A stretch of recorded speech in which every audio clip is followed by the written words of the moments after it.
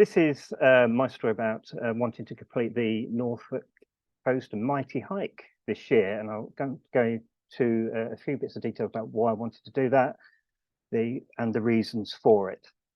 So it's a marathon challenge. It's to raise funds for Macmillan Cancer Support. So a bit of an overview. So what is the Macmillan Norfolk Coast Mighty Hike?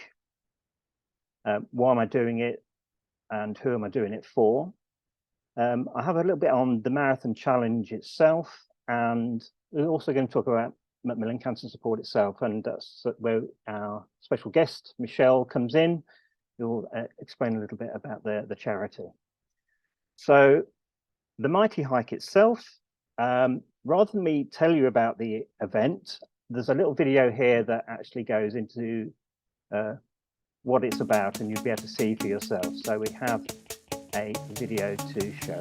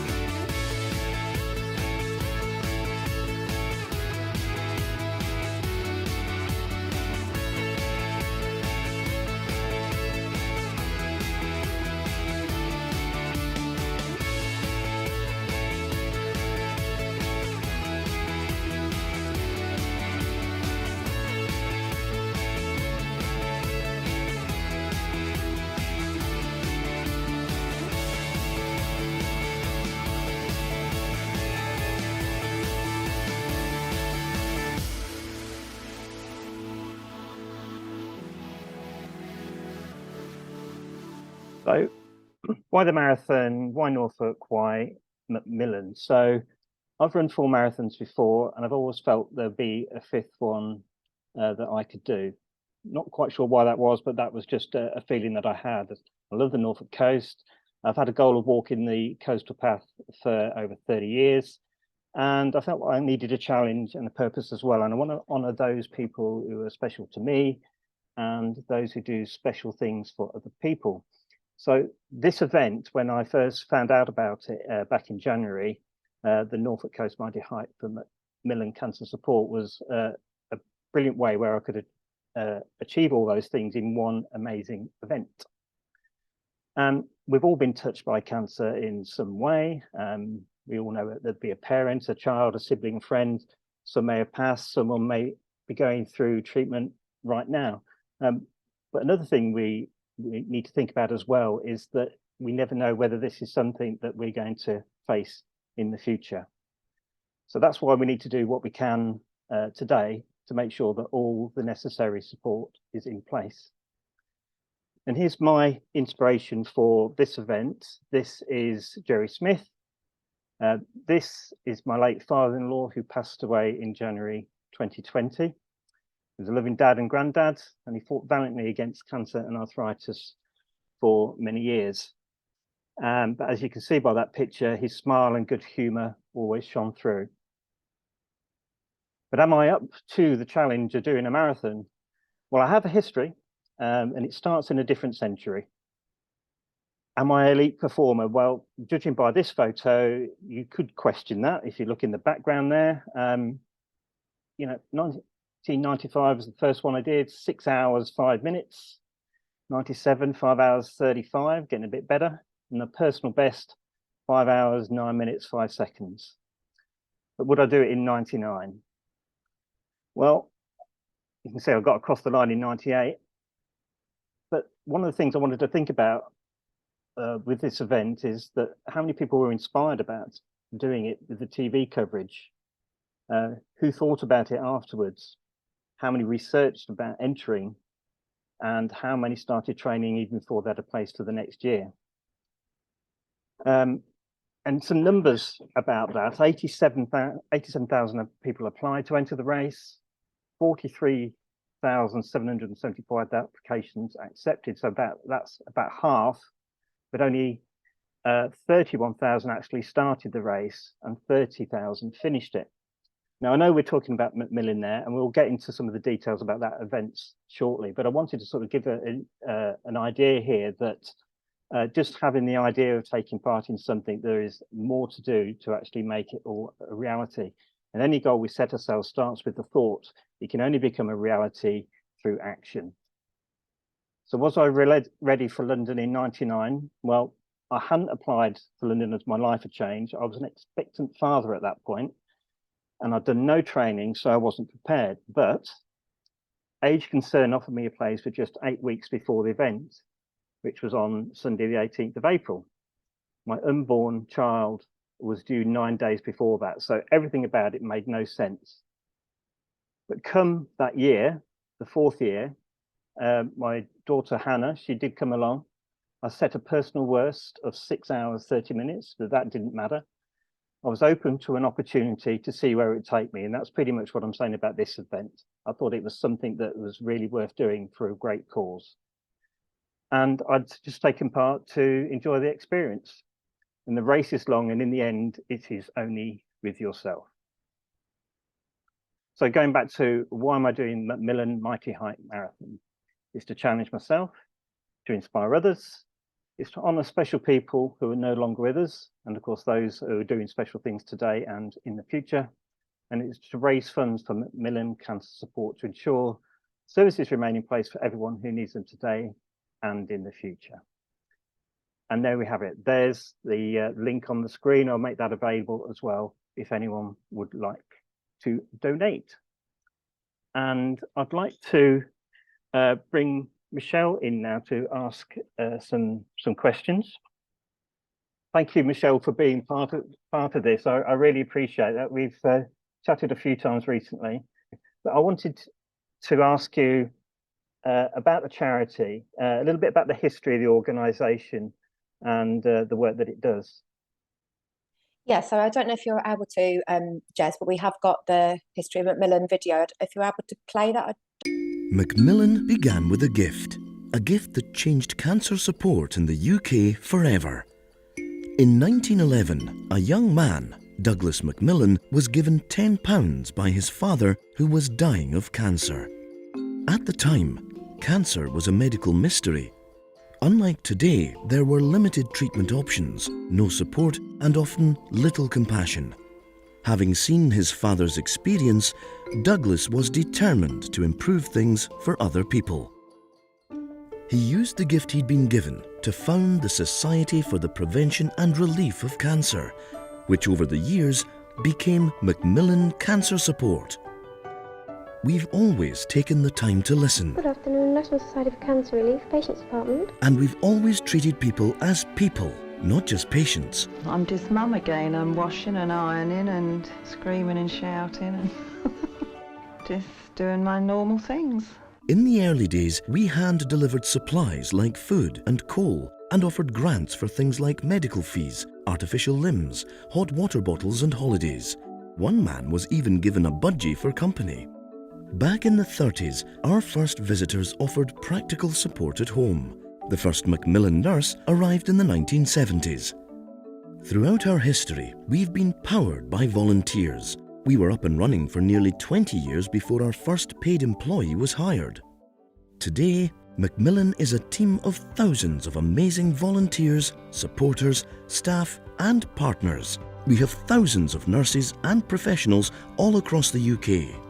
We're here to help everyone with cancer live life as fully as they can, from health to money, work and family. In 1913, we offered support to around 60 people. Today, we help millions of people every year. And every day, we will do more and more to help everyone with cancer find their best way through. So obviously we've now celebrated our 100-year anniversary, and Macmillan are here to help people living with cancer, but also the friends and family affected by those loved ones. So we offer support to the person themselves and that friends and family if they need it. And the support we offer kind of spans kind of 3 support mechanisms, which is practical support. So that could be that you're having side effects from your treatment and you really don't know how to manage and you need some advice. And we could advise ways to manage those symptoms. It could be practical support through a Macmillan nurse, sort of medical support. And then there's the emotional side of it. So, you know, that does have a real impact on people's mental health and emotions, anger, worry, concern, fear. We have our Macmillan support line where people can just ring up and have a virtual hug or a conversation, a listening ear. We have our online community, which is 24/7, where people can go online and say, for example, it's breast cancer. There'll be a dedicated breast cancer support group, and you can go on there and hear about people's very similar experiences. You could go on there at 3 o'clock in the morning and you're talking to somebody who's in a similar background in a private, confidential environment, and you can kind of say how you're feeling and get that emotional support. And then obviously we have emotional support face-to-face also through our Macmillan professionals. And then finally, and probably really importantly at the moment with everything that's going on in the world, is financial support. So we will help people unlock and discover what financial support they're entitled to. So that could be through accessing what benefits advice they're entitled to. And whilst we won't pay that, that will come through the government system. We will help them to navigate through that complicated paperwork at a really distressing time. And we also do something called Macmillan grants, which are one-off means-tested emergency payments of £350. And that could help to, if people have a change in their weight and they need new clothing, we could help to buy them clothing, or we could help with additional costs due to having the heating on longer because they're cold. And we've seen a massive increase since the cost of living crisis in the need and demand for our Macmillan grants. So they're just some of the examples we offer. But as I said, there's also support there for friends and family should they need advice or support. That's really interesting. There's actually a lot there which I didn't know about those the grants, and it seems like that taking into account the situation today and how things change, and which is why you have to adapt to current situations and reflect that. So that's really quite good to, well, it's very good to actually see that. So so how much does Macmillan rely on the support of public donation? So we rely on people like you, Jez. So 97% of our funding comes from the public. We receive no government funding at all. The other 3% is our investments of our funding. So if you wasn't going to walk 26.2 miles on the 20th of May, and I think I've got that date right, it's the 20th, isn't it? 20th, yep. Yeah. If you didn't do that, then we wouldn't be able to do all those things that I just talked about. So we rely on people to skydive, hold coffee mornings, do marathon walks, shave their hair, donations, so totally rely on the public. So if you didn't do what you did, we can't do what we do. So yeah. I mean that's the thing, isn't it? Because this is a particular type of event. It might be that people don't think that, oh well, I can't do something like that, because they think about it as a big challenge. That you're trying to cater for something for everyone, to find a way of being able to contribute. So like you say, that can be from a coffee morning, for example, and baking cakes and whatever. Exactly. So what you're doing is called our challenge event. So any hiking, swimming, running or cycling sits under what we call the challenge events, because it is challenging. It needs training.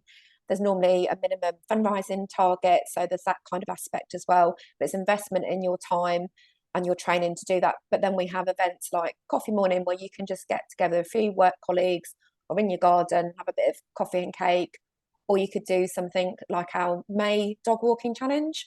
And we always have a challenge, a Facebook challenge, where you can do your fundraising through Facebook and join a group, or you can also do it through Just Giving. And May's is to walk 2 miles every day with your furry friend, and walk 62 miles for May. And obviously, that's quite achievable, or you could be a dog walker, but 2 miles might be achievable. Some people might not, but we try and look at, if you go on our website, you'll see all the events and things, ways you can get involved with Macmillan. Yeah. Okay. So what about your role? How do you work with Macmillan? So what does a senior fundraising manager do as part of that? Good question. So my role is basically to work with people like yourself, Jez, to help you raise as much money as you can to support Macmillan. So I work with individuals like yourself. I work with committees and fundraising groups that are groups of volunteers that put on the events themselves, and they're sort of, you know, they've been long-standing volunteers for Macmillan, often for many years, and I work with them to help them maximise their income from events. I work with corporate partners, often as Charity of the Year partnerships, and ways that their employees and their customers can get involved and support Macmillan. And then we also work with groups and associations, sort of rugby clubs, those kind of things, golf clubs. So we work with all of those supporters, excuse me, to raise as much money as we can for people living with cancer.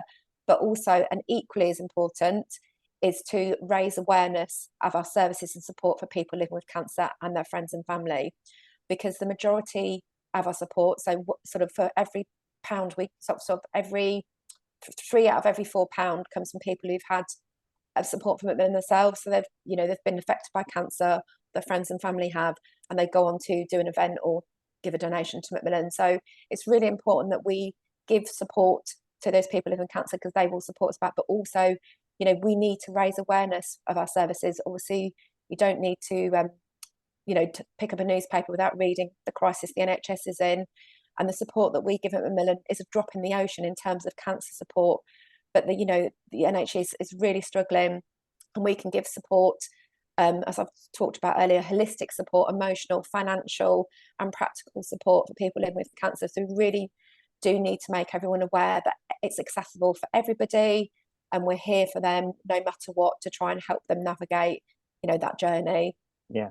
So you talk about support, because support takes on different forms, and you've covered them all there, because it's not just related to the person that's affected, it's the families and whatever, and it covers all sorts of different aspects of life. So that's great to actually to hear that. So just going back to the Mighty Hike then, just to go into some of the details about that. I see that there's 24 that are taking place, scheduled to take place this year. I mean, do we know how many people are taking part, how long the event's been going for?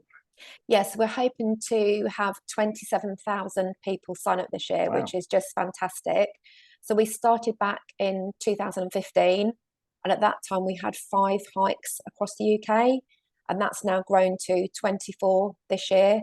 So we offer now a half marathon option, which is relatively new. I think that was brought in last year or the year before, and we've brought on extra locations. So Norfolk Coast was a new location last year, and I actually did that myself, so I can give any advice, Jez. Going for tips.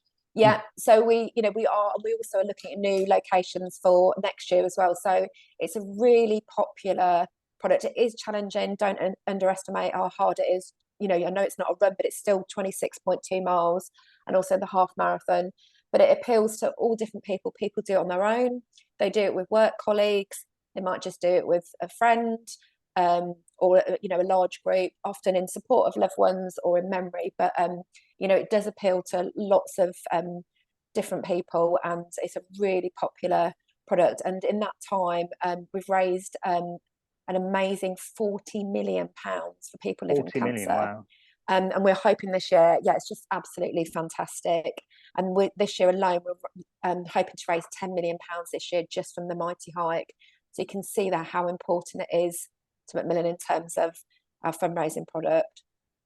Excellent. So if someone is interested in finding out more about Macmillan, where should they go? Where's the best place to find out information? Yes, so everything I've talked about today, including how you can access services and support if you're affected by cancer, is on our website, which is www.macmillan.org.uk. If you wanted to get involved with fundraising events, you can also ring our Macmillan supporter care team, which is 0300 1200. And if you've been affected by cancer, or a person living with cancer, and you want some advice or support, whether it be financial, practical, or emotional, you can call our Macmillan support line. There's dedicated teams there depending on your need, and that's 0808 808 808. That's wonderful.